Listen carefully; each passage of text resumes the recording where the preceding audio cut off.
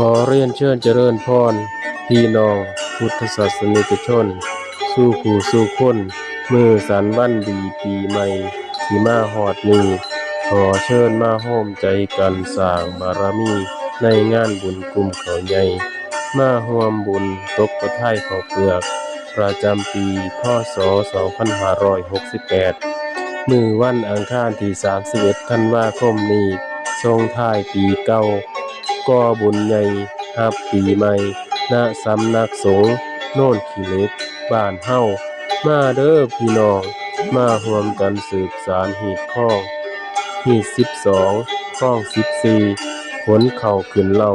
เอาบุญหนุนชีวิตให้การงานเจริญก้าวหน้าครอบครัวอยู่ดีมีแรงสุขภาพแข็งแรงตลอดปีและตลอดไปเส้นทางบุญสำนักสงฆ์โน่นขี้เหล็กบ้านหนองบัวตำบลหนองไห้อำเภอสำโรงจังหวัดอุบลราชธานีติดต่อสอบถามหรือร่วมเป็นเจ้าภาพได้ที่พระอาจารย์ไพฑูรย์อธิจิตโตโทร0826405512มาร่วมสร้างบุญปลูกธรรมไว้ในใจคนสืบต่อพระพุทธศาสนาให้รุ่งเรืองสืบต่อไปนำกันเด้อพี่น้องญาติธรรมทั้งหลายสาธุสาธุสา